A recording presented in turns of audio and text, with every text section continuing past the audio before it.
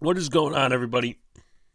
Welcome back to another episode of the Big Blue in the Bronx podcast. Be sure to hit that like button, comment, and subscribe. Turn on post notifications so you know when the live stream pops to your drops. Appreciate y'all coming back. And I also appreciate and just love the influx of new subscribers we're getting. We're at 830. Hopefully, we can get to 900 by the end of 2022. So we got about, let's see, I'm recording this on a Friday. We got about 15 and a half days left till 2023. Share, do all the good stuff. I appreciate you guys. Obviously, I've been popping out content left and right with Carlos Rodon being signed and all these different things happening with the Yankees. And of course, the Giants have played a really big factor in that as well. So, I'm going to switch some things up for today. Obviously, we faced the Commanders before. We're going to go a little bit into that game in the interview with Talking Sports with Manny, a.k.a. Emmanuel Chokuba. And then also top performers from last game instead of just consecutively going by all the stats and, Taylor Heineke's got this many yards in the season. I mean, we saw them 2 weeks ago. They haven't played a game since. So it's really pointless just to go over that stuff. Just say, okay, this guy had an impact on the game and he had 2 sacks, 3 quarterback hits, just for example. But as of right now, the New York Giants are the 7th seed. Washington is a tiebreaker because they won against Philly and we didn't. So they have a better in-division record than we do. We have not beaten a rival. That would change a lot of things on Sunday and over the course of the next few weeks if we did beat Washington. And as of right now, I don't know if I remarked on this before, but even if we lose Sunday, we're still in. But I think this game has to be a sense of urgency. You have to, if you're the Giants, you have to feel a sense of urgency for this game. You have to. Not just, it's prime time and all this sort of stuff.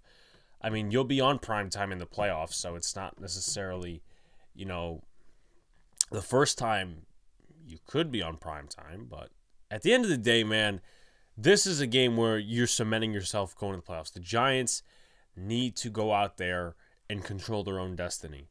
Obviously, Seattle lost. That's a big help. Next week, they play the Chiefs. That's a big help as well. But we play the Vikings, and I almost said donut.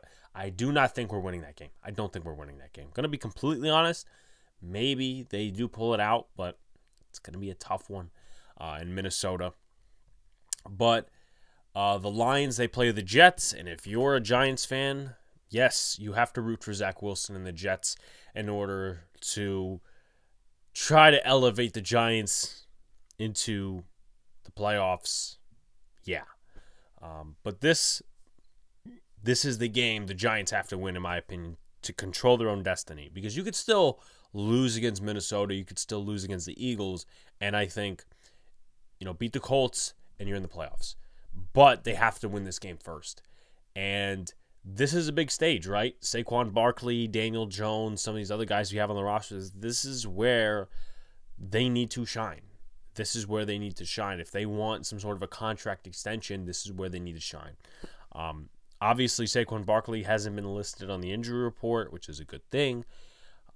Let's go to the injury report real quick. So, Joshua Ezeudu, Shane Lemieux, and Adoree Jackson are all out. Ezeudu with a neck, Lemieux with a toe, and Adoree Jackson with a knee injury. He looked good in a little bit of the portion of practice on Friday, but maybe it's more going towards the Vikings game or maybe even the Colts game that he plays. Shane Lemieux, I think they should just shelve him. I mean, he's unhealthy, inactive every week. So I think they should just, shelve him, put him on IR, maybe use it for a different position, but at the same time, you do need 7 inactives before every game. And hopefully Josh Ezeudu comes back because I think that could shake up this O-line in a good way. You put Ezeudu at left guard, maybe Bredesen at right guard, who has the potential to return. The Giants have to activate him by 4 p.m. on Saturday for him to be eligible to play. And I just really hope that they, mix up that offensive line and just keep it that way maybe for the rest of the season, where you have Thomas, you have Bredesen, you have Gates, you have Glowinski, and then you have Evan Neal. You can't have Feliciano out there. I mean, PFF and all these different analytics sites love Feliciano for some reason. He's not good. And it's just, a net negative to have him in the lineup. Richie James, questionable with a concussion. Same thing for Jihad Ward. They're expected to play. Leonard Williams, questionable with a neck. Nick McLeod, questionable with an illness. And Daniel Bellinger, questionable with a rib injury. Look at the Commanders real quick. Cam Sims is questionable with a back injury. Benjamin St-Juste, he is questionable with an ankle injury. Chase Young, questionable with a knee injury. And also F.A. Obata, he's questionable with a finger injury, but Sadiq Charles is the only one that is out. So Chase Young, right? We're going to be seeing him for the first time in a year, I think. First time in a year we'll be seeing Chase Young on the field against the New York Giants. And, the last time we saw him, obviously, was when we played them on Primetime, Thursday Night Football, all that sort of stuff happens. So it's going to be an interesting game. Let's take a look at the stats for the New York Giants. 23rd in total yards per game, 28th in passing offense, 6th in rushing offense, 20th in points per game. Defensively, 26th in total yards per game, 17th in passing defense, 29th against the run, 20th in points per game. Look at the offensive analytics, 27th in pass percentage, 6th in run percentage, 28th in pass percentage on first down, and 6th in run percentage on first down. Defensive analytics, 1st in blitz percentage, 6th in pressure percentage, which is really good analytically, and 19th in sacks. Look at the Commanders, 21st in total yards per game, 23rd in passing offense, 14th in rushing offense, 25th in points per game. Defensively, 4th in total yards per game, 8th against the pass, 9th against the run, and 10th in points per game. You look at the offensive analytics, 22nd in pass percentage, 11th in run percentage, 25th in pass percentage on first down, and 11th in run percentage on first down. And then defensive analytics, 19th in blitz percentage, 5th in pressure percentage, and 12th in sacks. So things to look for. I think it's going to be low scoring. Kind of like last game. That's what everybody predicted. If anyone really had the last game against the Commanders as high scoring, I don't know what you were thinking, but in my opinion, in terms of things to look for, it's going to be a ground and pound type game. That's what it's going to be. Brian Robinson, I have a feeling, is going to lead the charge. I don't know where Gibson is in terms of his injury. It's been 2 weeks, so I would assume that he's fully rested. But, they pounded the rock with him last time, and they had success against the New York Giants. So stick to what works. And in terms of the Giants, it's going to be tough. It's going to be tough trying to do a ground pound. I mean, they're obviously a very solid run defense. But my thing also is this. They've been watching us for 2 weeks. Daniel Jones obviously didn't run a ton last week. The week before, when we faced him, he ran 12 times for like 72 yards or something like that. So he definitely has tape to be studied by the Washington Commanders. Now, will the Giants use Gary Brightwell? Will they use Matt Breida? That's a question that the Giants need to answer. Maybe that's in the questions to answer. Maybe no. Maybe it is. Maybe it isn't. Find out later. But it's going to be interesting to see what Mike Kafka can dial up on offense, what the offensive coaching staff can dial up, because guess what, folks? The Giants are on tape, and they've been studying us for 2 weeks. So I guess it would be disappointing for Commanders fans if they did lose this game, knowing they're off of a bye, and the last team they played was the Giants.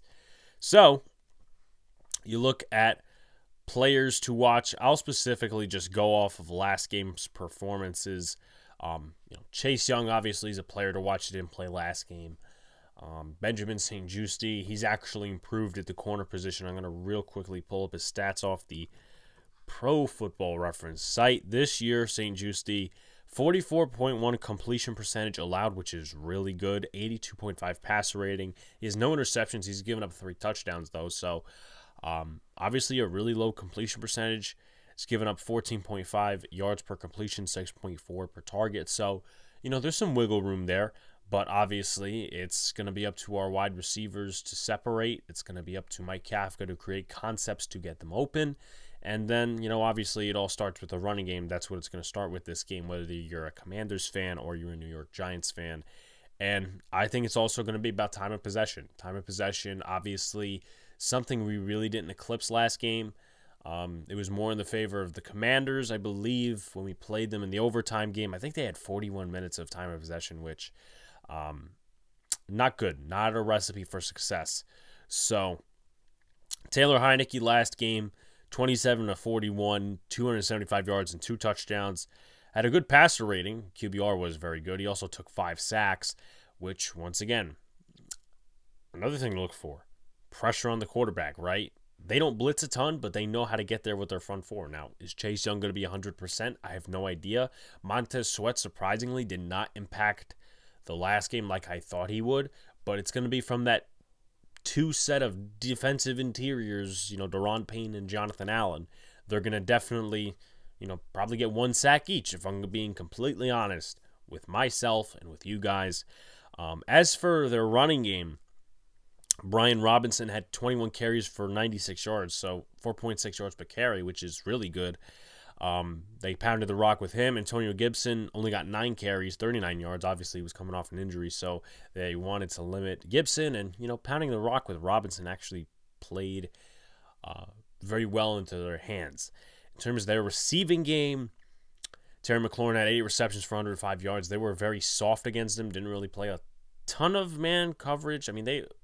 when they had their man coverage, they just had him in terms of, playing very off. They had the corners playing off. So, Fabian Moreau, he's going to be on him. We need to know how to tackle this game. That's what I will say. I mean, the running game has been very unfixable. I think that's mostly a talent issue. Landon Collins is coming back, so maybe we get some sort of movement in terms of stopping the run, but there's also a rumor going around that Tay Crowder might be a healthy scratch. And, I've shit on Tay Crowder a lot. I really didn't like what he said on social media. But at the same time, I mean, you need as many linebackers as possible. And Jalen Smith really isn't getting the job done at the Mike linebacker position. In terms of other receivers, Jahan Dotson, 5 receptions, 54 yards, 1 touchdown. I'm definitely expecting him to get more of a increased role. And then Curtis Samuel, 6 catches, 63 yards. He's also a factor in the running game. I think he had 3 rushes for about 23 yards against the Giants. So definitely look for that dual threat.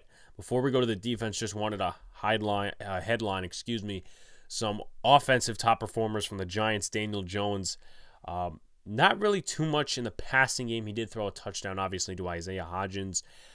12 carries, 71 yards. Barkley, still not efficient in that game. 18 carries, 63 yards, and a touchdown. 3.5 yards per carry. And then in the receiving game, Darius Slayton, 6 catches, 90 yards.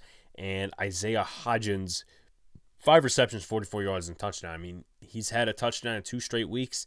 He is someone I would look to watch for if you're a Commanders fan. Isaiah Hodgins, know the name. Not that he's any dynamic threat at receiver, but he's been used really well, and he's making the most of his opportunities these last few weeks. With that being said, we move on to the defensive side of the ball. I'll start with Washington first. Their main top performers, Jonathan Allen, 1 sack, a tackle for loss, and a quarterback hit. Danny Johnson, who's a DB, by the way, he was in on blitz, I'm guessing. 1 sack, a tackle for loss, a quarterback hit. And Daron Payne was the best defensive player on the field. 2 sacks, actually. 2 tackles for loss and 2 quarterback hits. So those are the top performers defensively for Washington coming off the last game. And then this game, I should say not this game. Last game for the New York Giants. Well, actually, I don't know where I'm at. My head's fucking all over the place. But 2 games ago, Dexter Lawrence, a sack, a tackle for loss, 2 quarterback hits. Kayvon Tibbs, sack, a tackle for loss, 2 quarterback hits. Jihad Ward, a sack, a forced fumble, 2 quarterback hits. Justin Ellis, a sack, a tackle for loss, and a quarterback hit. And Azeez Ojulari, I mean, he's been a wrecking force ever since coming back. He is the 2nd leading sacker on this team. Sack, no tackle for loss, but a forced fumble and 2 quarterback hits. So definitely, once again, another player to watch. Moving very quickly here, some questions to answer if you are the New York Giants. Questions I want answered personally, but, not all of them will probably get answered. Will Daniel Jones have enough time to throw the ball? obviously, Evan Neal had one of his worst games against the Eagles. And Andrew Thomas had the worst game of the season against the Eagles. So try to fix that up on the tackle side. Hopefully they can keep it clean. But the thing is as well, something worse than tackle pressure is interior pressure. And Daron Payne, Jonathan Allen, those guys know how to do that. And we don't have good pass protectors. I mean, Nick Gates, he's a solid pass protector. Bredesen, if he goes in there, I think he'll be up for a challenge against Jonathan Allen and against Daron Payne because he's coming back from IR. But I think it's still a better alternative than John Feliciano. And Glowinski's not very good in pass protection either. Can Saquon show up in primetime? Yeah, I mean, he had a touchdown against the Cowboys, Monday Night Football. He also had a touchdown against them on Thanksgiving, so I don't know if you want to consider that primetime. But, he needs to show up here. Obviously, he hasn't been efficient in the last few weeks. He said he had one of the best practices of the season. So, cash in on that. Tell people, listen, I'm still the same Saquon Barkley. Will Brightwell and Jones be used more? Once again, that comes with what Mike Kafka wants to do in terms of the running game. They're obviously prepping for Daniel Jones to be a runner in this game, but also Gary Brightwell has been used more in the last few weeks as a runner, so they'll be prepping for that. Does Isaiah Hodgins get his third touchdown in 3 games? It's possible. I mean, he had his first touchdown against the Commanders, second against the Eagles, so it's going to be interesting. Does Ben Bredesen play, causing the O-line to change up a little bit? I think he does come off IR. I think he does play. I just don't know if he'll start. If he does start, thank the Lord. But he's got to push Feliciano out of the lineup somehow. Whether it's, this guy, that guy, whatever. Bredesen, Gates, and Glowinski on the interior. That's the best case scenario right now. No Jack Anderson, no Tyree Phillips. Can the Giants replicate the pressure and sacks on Heineke? They got to him very, very well the last time out. I think it was 5 sacks, 12 quarterback hits. Azeez Ojulari, Kayvon Tibbs, those guys were factors, and Leonard Williams also was a factor. Obviously not on the stat sheet. He had 1 quarterback hit, but he paved the way for Justin Ellis to get his first full sack in the NFL. He's coming back this game most likely, and they have a new center. Nobody's really talked about that. They have Nick Martin at center now. So, Nick Martin's obviously, he's an average, solid guard who also can play center. So we'll see if the O-line gels, and they've had time to gel a little bit, obviously off the bye week. Can the Giants tackle on defense and cover it at average level? I see a very much bend but don't break man coverage type of game. And I know that's very tough to say, tough to distinguish. But I think what killed them more against the Commanders the last time out was tackling more than it was coverage. You could say, McLaurin was roasting Fabian Moreau, this, that, and the other thing. You know what? Fabian Moreau really hasn't played well in the last few weeks, but he's not a corner one either. With that being said, Zion Gilbert missing a tackle on Jahan Dotson and him just floating into the end zone. Fabian Moreau missing a tackle and Terry McLaurin just floating in the end zone. That's 2 touchdowns right there. That's 14 points.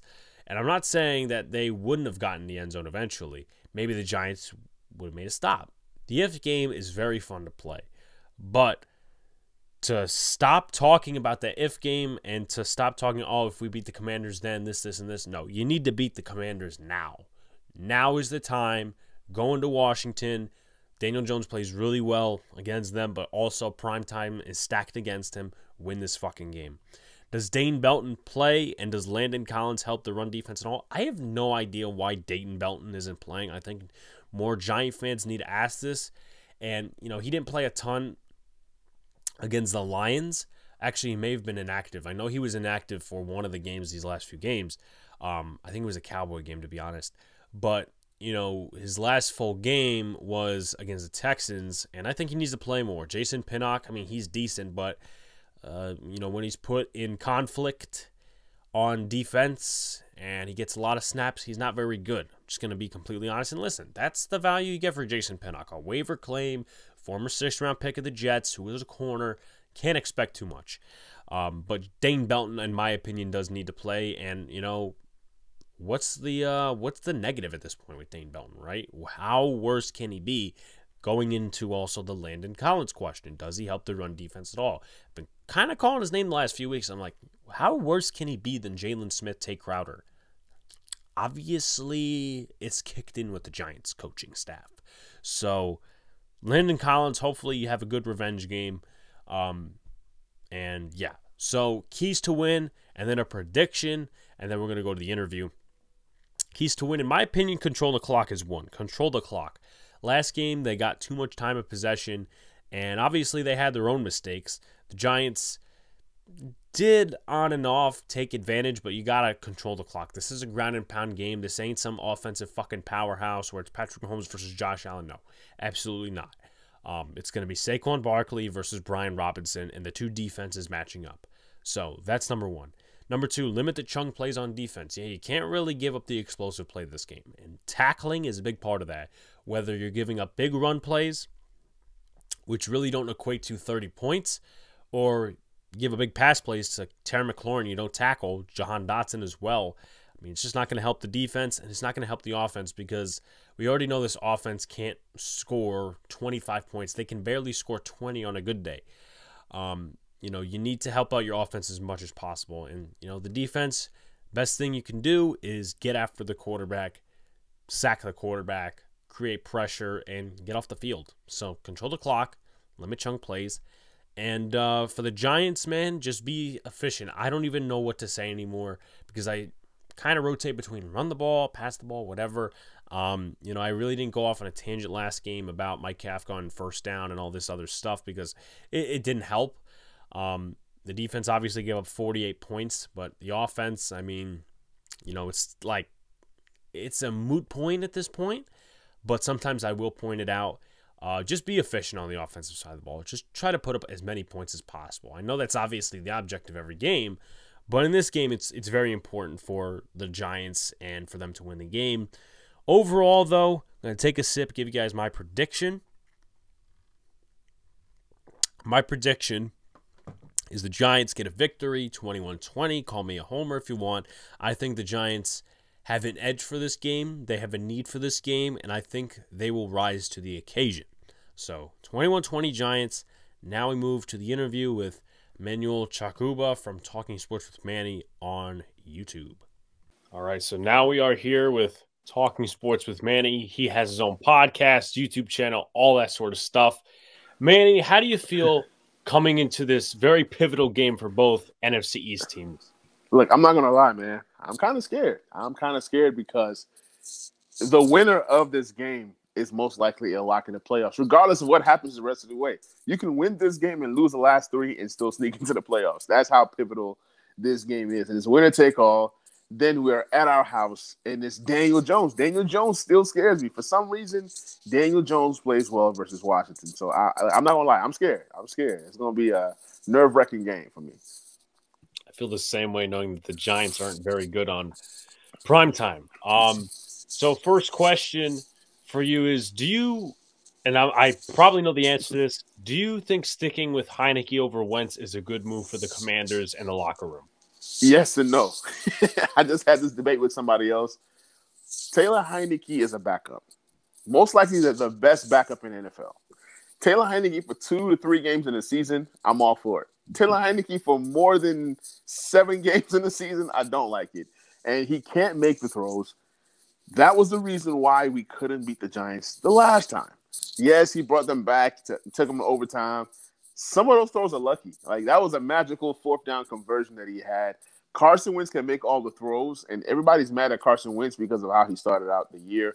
But we didn't have that offensive line. We didn't have this defense, and we didn't have the running game. So at least let's see what Carson Wentz looks like with all 3 factors.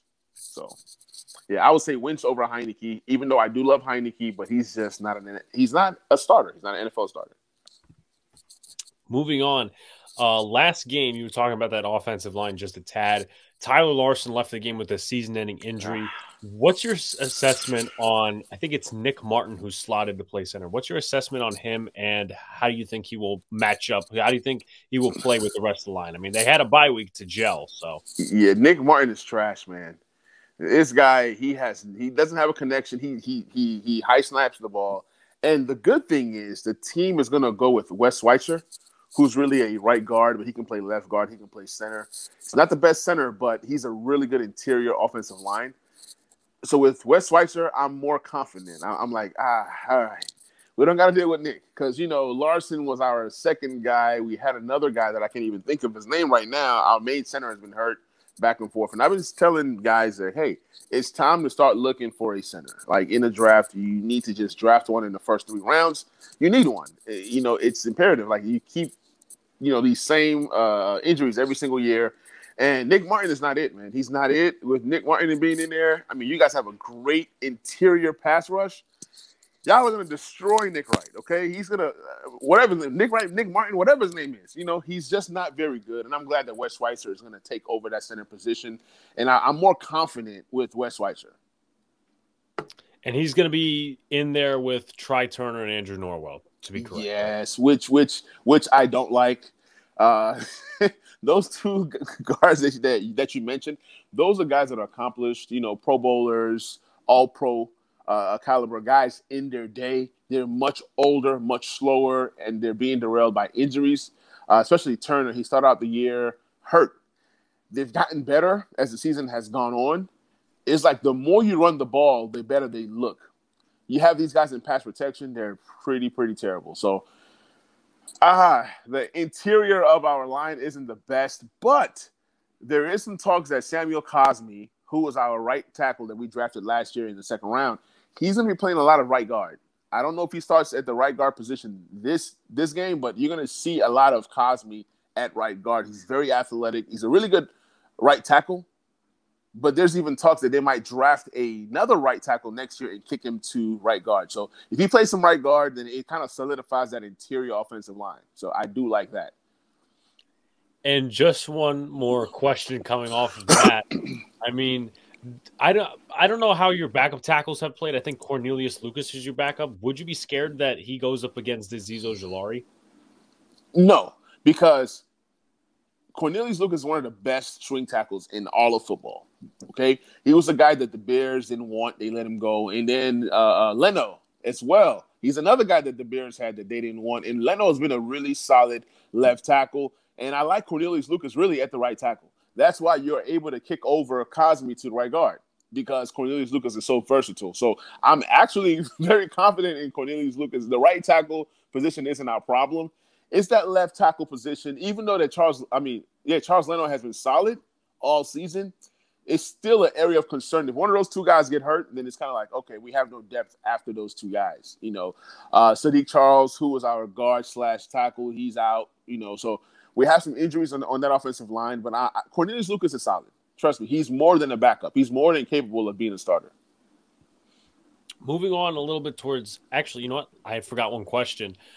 He made a very, very nice – and this is underestimating it – spin move on one of our DBs for a touchdown the last time. I want to get your thoughts on this. Who do you think gets more attention this game, Curtis Samuel or Jahan Dotson?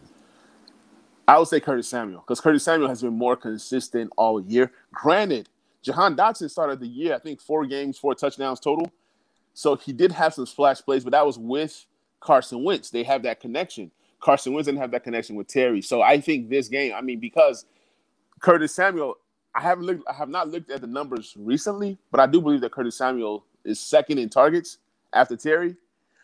He might even be the lead guy in targets. He might be. I'm not even, quite sure. So I think that Curtis Samuel gets more attention than Jahan Dotson. Jahan Dotson just came back from injury, and him and Heineke are still trying to work together to kind of get some kind of connection going. So I'll say Curtis Samuel over Jahan Dotson. Finally moving to the defensive side of the ball a little bit. Montez Sweat didn't have as much of an impact as I thought he would last game. He had 1 tackle for loss, no quarterback hits or sacks. Why do you think he had a minimal impact, or was it just because Daron Payne and Jonathan Allen were playing out of their mind like usual, and they were taking the attention away? With a guy like Sweat, sometimes he's a guy that I don't want to say that he takes plays off or takes games off. He's sporadic. Some games he'll give you, big plays. Like right now, he's third in sacks on the team. He has 7+ sacks. And then Deron Payne and Jonathan Allen both have over 7+ sacks as well. So you have three guys, and it just all depends on who's having the hot hand. Sometimes it's Sweat, sometimes it's Payne. But with a game where Chase Young might be coming back, you might see Montez Sweat have more of an impact. I do believe that you guys have some solid tackles. I used to laugh at you guys' tackles in terms of Thomas and it was somebody else that you guys just grabbed recently. I used to laugh at you guys' tackles, but you guys' tackles are pretty solid. And maybe I got to give credit to the Giants' offensive line. I think they did a pretty good job against Sweat. Sweat is a pretty good player, but sometimes it's like, man, where are you? We need you to be dominant sometimes. And then, whether it's the scheme, whether it's how they're playing, whether maybe like the two defensive tackles are stunting, I don't know. Whatever the case may be, sometimes Sweat doesn't get after it. So it might be a combination of things. But this could be a game where Sweat comes up big with a sack, maybe two. With the bye week, obviously, last week, do you think Chase Young gets a free reign in terms of snaps? And what side do you think he's going to play on? I think he's going to be matched up against the weaker offensive tackle. I think they're going to let Montez Sweat play, you guys as left tackle. And, maybe Chase Young goes after the right tackle. Also, he's going to be on a snap count, in my opinion. I think you're going to see Chase Young more in a role of on third downs, they're going to send, maybe 4 or 5, maybe 5 defensive linemen at one time and no linebackers, no blitzes. You're going to just see him being deployed in those passing situations. It just makes sense. Ease him on in. Any snap of Chase Young is just going to help the team. It's just going to give you like that extra guy to look at. And maybe he comes in there and he stinks it up. Maybe he comes in there and they contain him pretty well. I think it was a battle between Thomas and Young back in the day and, back in college where I think Thomas dominated Chase Young in college. Or some kind of like Senior Bowl or something.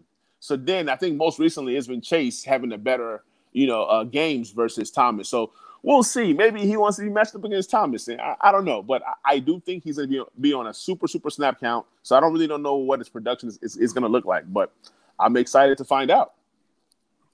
Moving a little further into the game, what do you think is something that the Commanders should take advantage of based off what you guys saw the last game against the Giants? Oh, man, you guys' run defense is trash. Sorry. It's an underestimation. From what I saw last game, I don't know what you guys have done because I don't watch, Giants. But from the last game, we were able to control the clock. You can't lie. Come on. That first half, Brian Robinson Jr. was having his way with that defense. And it was surprising to me that Scott Turner would choose to now start passing the ball when they were actually moving the ball and gaining some positive yards. So I think the run game should be a factor. You're going to see not only Brian Robinson Jr., you're going to see Antonio Gibson, and you're also going to see Jonathan Williams as well. You're going to see a 3-headed rushing attack versus this weak Giants defense. Okay, you guys are not trash, but the defense didn't play well against the run. So I can see a potential where you guys are getting gassed. Maybe because, as the game goes on, that's where Brian Robinson Jr. gets stronger. So that's one of the keys to winning the game. Yeah, you said it. I think it's an underestimation, but our run defense is completely garbage. Just to put it out there. Okay. I didn't know if you guys were good and just had like an off day, but from what I saw, Brian Robinson Jr. was on his way to 140 yards. I promise you, I was honestly thinking that he was going to have a huge running day. And then they just stopped running the ball. And I think the reason why Washington stopped running the ball was because they saw, I think it was Fabian Moreau, former Washington Commanders corner. He's terrible, man. And I think they saw him matched up against Terry and said, you know what? That's the weak link. But it ended up getting us out of our game plan. Like, I understand you have Fabe guarding Terry and he can't guard him. But at the same time, it took us away from what we naturally do well, which is run the ball. When we run the ball more than we pass, good things happen. When we do the opposite, it's kind of like, well, we might win, we might lose. You know what I'm saying? Moving on as well, kind of the opposite side. What do you think the Commanders focused on, actually Before that question, what is something you think the Commanders should work on based off what you saw last game? Oh man, like Hodges, like can we create some turnovers? Can we contain the Giants? How can I put it nicely? Depleted wide receiving group, because you guys are depleted. I mean, it's like there should be no reason why your receivers dominated. They dominated. I mean, Hodges. Yeah, I had a slot guy. Is it James? Richie James? Richie James in the slot, yes. Yeah, he played well. I mean, collectively, as a whole, Slayton had a play. Some guy Big 55-yarder. Yeah, exactly. So those are things that we cannot allow to happen. I understand that our best corner, Benjamin St-Juste, missed the game, but that should not be an excuse to where we can't stop these guys. I mean, we've played better receiving cores like Dallas and Philly and have done well versus a guy like AJ Green. But I think the key is making sure that we have our corners healthy. Now, if our corners are healthy, Benjamin St-Juste has been practicing. If he comes back and we perform how we did the last game, then I got to give it to him. Look, Daniel Jones is our father, okay? We cannot contain Daniel Jones. He's going to get a long run. He's going to get a long pass, and that just means that Daniel Jones, he owns Washington. I mean, that's just all I can think of because your receiving core is not what we all thought it would be at this point in the season. And it's gotten worse because of injuries and non-production. You know, you got Tony, you got Galladay, all that didn't work out. And these guys, Hodges, you know what I'm saying? It's like, so we have to do a better job of containing the Giants wide receiver. If not, we're in trouble because we've not even mentioned Saquon Barkley yet. Saquon's going to get his. We have a really good rush defense, but eventually Saquon's going to be Saquon. So we have to contain these Giants wide receivers. If not, we are in big trouble. What do you think the Commanders focused on most when studying the Giants on the bye week? You know what? They have to, I think they need to figure out how can they create more turnovers. You got Daniel Jones. I call Daniel Jones Daniel Apple Turnover Jones, but he hasn't been that versus us, you know? So it's like, how can we bait Daniel Jones into those untimely interceptions, into those, you know, fumbles every now and again? They did it, and then they stopped. It's like they couldn't get to him, and when they got to him, like you get a sack here or there, but you couldn't really put pressure, consistent pressure on Daniel Jones. I think coming out the bye week, that they need to figure out how can they get off the field on third downs and how can they apply more pressure to Daniel Jones to where they're making him throw rather than run. And also, you need a spy on Daniel Jones. He's very athletic. He knows how to get out of the pocket. And if you have no spy or if you don't have contain, he's going to get 10 to 20, 15 yards, you know what I'm saying, on a run. Like he's done that in the past, and he might do it again. So it's containing Daniel Jones on the run and actually creating pressure to then cause him to have some turnovers. Yeah, I mean, personally, me coming into the question before asking you, my main thought was they got to contain Daniel Jones on the ground because he's had success every single time. Every time, man. Every single time. But moving in to the latter part of the game prep, 2 X factors for the Commanders on Sunday. Number one has to be Brian Robinson Jr. I mean, that's the guy. And then I would say another wide receiver outside of Terry. Terry's going to get his. If you target Terry 10 times, he's going to catch 7. So who on the other side or who can help Terry? Could it be Antonio Gibson? So another receiving threat. I won't say wide receiver. Another receiving threat. Can it be Antonio Gibson? Can it be Logan Thomas? Where are you? I haven't seen you for years. Can it be Jahan Dotson? Does he finally get a connection with Taylor Heinicke?